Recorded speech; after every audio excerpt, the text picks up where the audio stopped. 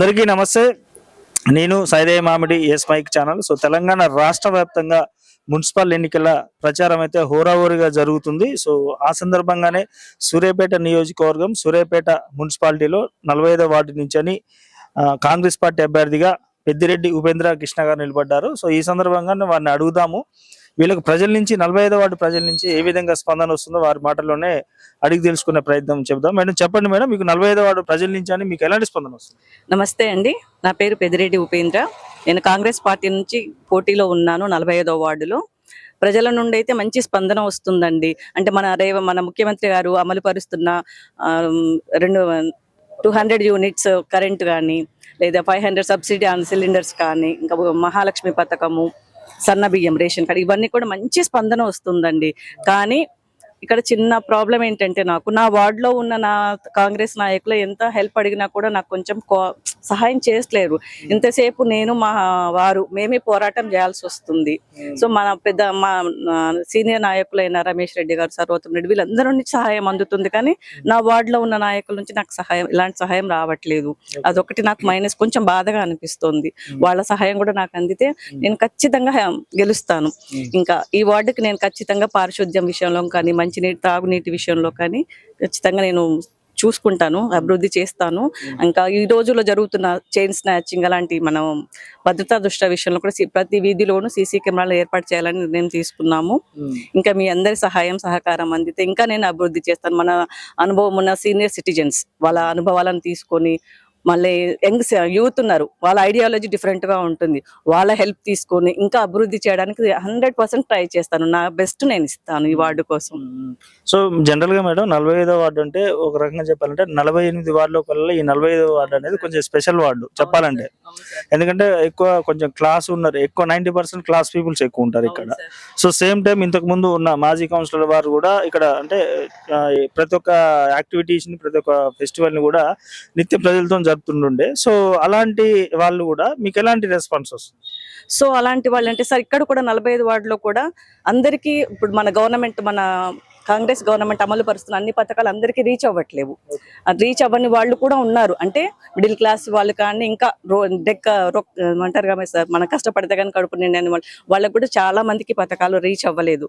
వాళ్ళందరూ అవి కూడా మా దృష్టిలోకి తీసుకొస్తున్నారు. వాటి మేమే హామీ ఇస్తున్నాం. అలాంటి వాళ్ళకి అర్హులైన అందరికి కూడా మన గవర్నమెంట్ పథకాలన్నీ రీచ్ అయ్యేలాగా మేము చూసుకుంటాను 100%. ఇంకా మన అపోనెంట్ ఆ పార్టీ అంటే వాళ్ళు చేస్తా, కానీ నేను మన గవర్నమెంట్ ఇచ్చిన పథకాలు, నేను చేయాల్సిన అభివృద్ధి, వీటన్నిటిని కూడా ప్రజలలోకి తీసుకువెళ్తూ వాళ్ళని నేను అప్రోచ్ అవుతూ గెలవడానికి ప్రయత్నం చేస్తున్నాను సార్. కాకపోతే ఆ పథకాల మీద అందరూ చాలా సాటిస్ఫైడ్ గా ఉన్నారు, చాలా సంతోషంగా ఉన్నారు. మాకు సార్ ఇది ఇచ్చారు, అది ఇచ్చారు, మేము ఓటేస్తాము, ఇంకా మేము గెలిపించుకుంటే ఇంకా ఎక్కువ పథకాలు మాకు వస్తాయన్న హోప్ తో అయితే ఉన్నారు. ప్రధానంగా చూసుకున్నట్టయితే మేడం, బీఆర్ఎస్ పార్టీకి సంబంధించి ఆ పార్టీ వాళ్ళు 10 సంవత్సరాలు కూడా సూర్యాపేటకు అభివృద్ధి అంటే చూపించిందే జగదీష్ రెడ్డి గారు అనే ఒక భరోసాతో ముందుకెళ్తున్నారు. బీజేపీ పార్టీ ఏమో సెంటర్ లో మా గవర్నమెంట్ ఉన్నదన్న ఒక భరోసాతో ముందుకెళ్తున్నారు. టీఆర్పీ వాళ్ళేమో ఎస్సీ ఎస్టీ బీసీ మైనారిటీలకు రాజ్యాధికారం కావాలని ఒక భరోసాతో ముందుకున్నారు. మీరు ప్రధానంగా కాంగ్రెస్ పార్టీ నుంచి ఎలాంటి భరోసాతో మీరు 45 వాళ్ళకు? నేను ఎలాంటి భరోసా, ఇప్పటి వరకు కూడా మనకు అందించిన పథకాలు, మహాలక్ష్మి ఉచిత బస్సు, మహిళలకు ఉచిత బస్సు, ప్రతి అమ్మ అక్క అందరు కూడా ఉచితంగా ప్రయాణం చేస్తున్నారు.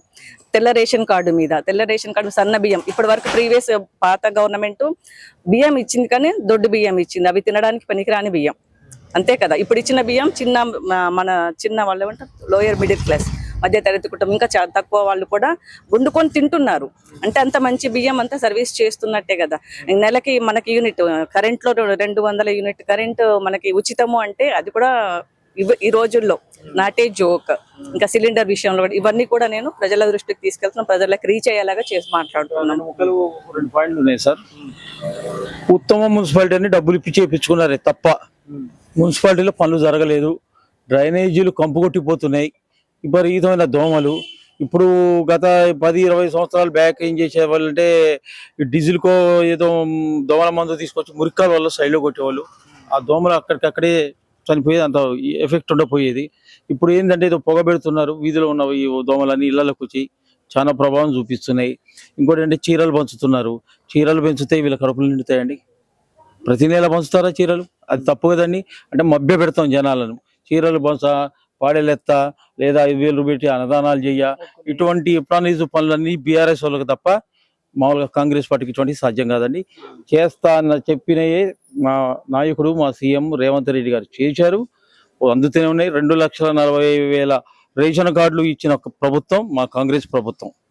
ఇందిరమ్మ ఇల్లులు ఇచ్చిన ప్రభుత్వం మా కాంగ్రెస్ ప్రభుత్వం. 70,000 ఇల్లులు ఇచ్చిన 70,000 ఉద్యోగాలు ఇచ్చిన ప్రభుత్వం మా కాంగ్రెస్ ప్రభుత్వం.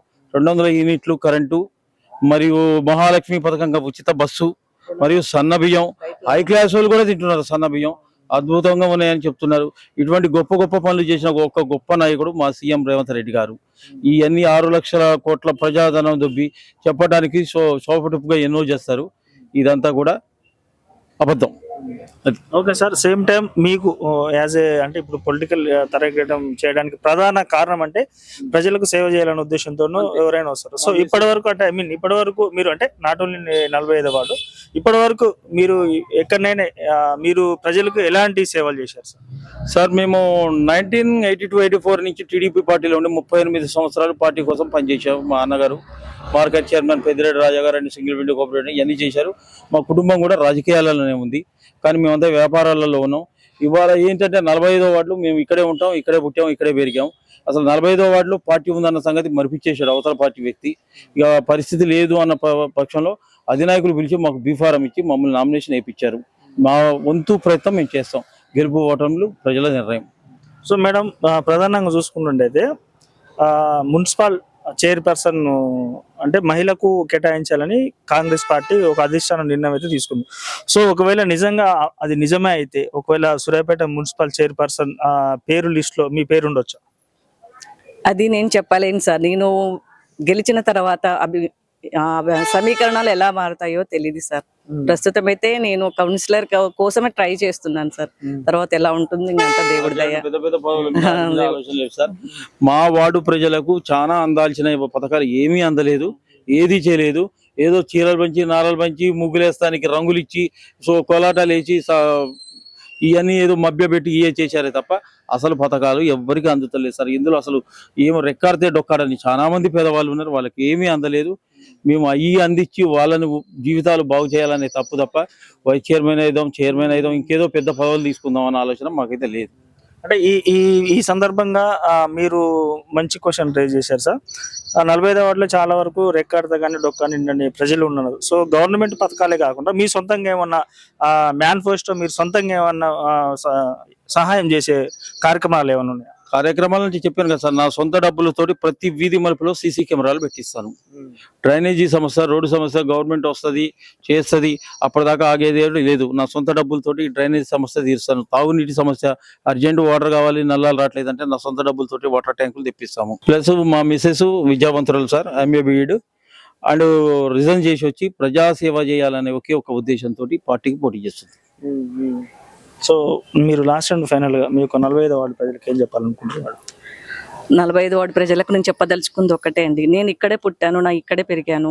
ఈ వార్డు ప్రజలందరికీ నేను తెలుసు, వాళ్ళ ఇంటి మనిషిని నేను. నన్ను కనుక గెలిపిస్తే మీకు 24 గంటలు అందుబాటులో ఉంటాను. మీకు ఏ ప్రాబ్లం రాకుండా మీకు నేను నెంబర్ ఇస్తాను, ఎప్పుడైనా మీరు ఫోన్ చేయొచ్చు నాకు. మీకు అందుబాటులో ఉంటాను నేను. ఇంకా సార్ మాది ఇదే సార్, మీ ఓటే నా బాధ్యత. 45వ వార్డు అభివృద్ధి మా లక్ష్యం. నేను చెప్పేది ఒక్కటే సార్, అందరికి మందు చెప్తున్నా సార్. ఎగ్జాంపుల్, మందు పోస్తారు, తాగుతారు, అయిపోతుంది. కానీ అది చేంజ్ రాదు కదా సార్. ఎందుకైనా ఎప్పుడైనా సరే vote for change, not for money. అది నేను పెట్టుకొని నా స్లోగన్ అది సార్. చాలా చాలా చాలా మంచి స్లోగన్ మేడం. ఈ సందర్భంగా నిజంగా మీరు ఒక ఆదర్శంగా నిలబడాలనుకుంటా. సో ఇప్పుడు ఈ 45వ వార్డులో నిజంగా మీరు నోటు పంచకుండా, మందు పంచకుండా నిజాయితీగా ప్రజల్ని ఓట్లు అడుగుతారా మేడం? 100% నేను అదే అడుగుతున్నాను. ఎందుకంటే నేను అంత డబ్బులు పెట్టుకోలేను సార్. ఓపెన్ గా చెప్తున్నాను సార్. చాలా పథకాలు ఇస్తుంది సార్, గవర్నమెంట్ చాలా పథకాలు ఇస్తున్నాయి. ఇంకా పథకాలు ఇంకా ఏమొచ్చినా మీకు అందజేస్తాం. కానీ డబ్బులు ఇస్తే ఇలా తింటావు, రేపు వెళ్ళిపోతాయి. డబ్బులు ముఖ్యం కాదు సార్, ఓటు ముఖ్యం. మీరు ఓటు ఇవ్వండి, మా గల్లాలు పట్టుకొని అభివృద్ధి చేయమని అడగండి, మీకు హక్కు నేను కల్పిస్తున్నా.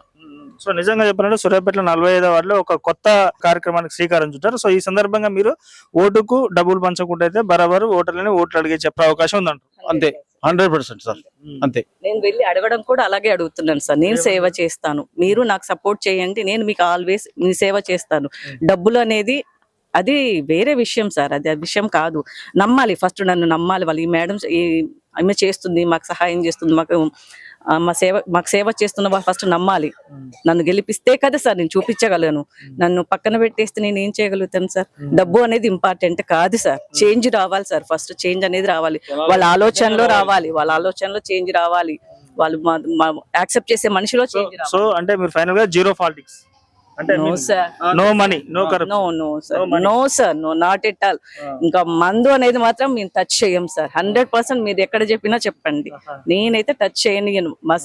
మాకు ఎవరైనా ఇన్ఫ్లుయెన్స్ చేసి చెయ్యాలి అన్నా కూడా నేనైతే యాక్సెప్ట్ చేయను. మందు బంద్ చేయలేదు, డబ్బు బంద్ చేయలేదు. లేదు సార్, నేను సర్వీస్ చేస్తాను, 100% చేస్తాను. నేను నిజాయితీగా చెప్తున్నాను. ఇంకా అది అనేది వాళ్ళ ఇష్టం సార్. నేనైతే హార్ట్ఫుల్ గా చెప్తున్నాను. Okay madam, okay, thank you so much and all the best I'm an madam. educated person, sir. Diploma in civil engineering and MA B.Ed, sir. I have worked as a teacher in a high school English teacher, sir. Just I came here to service the people. Okay madam, thank you, all the best.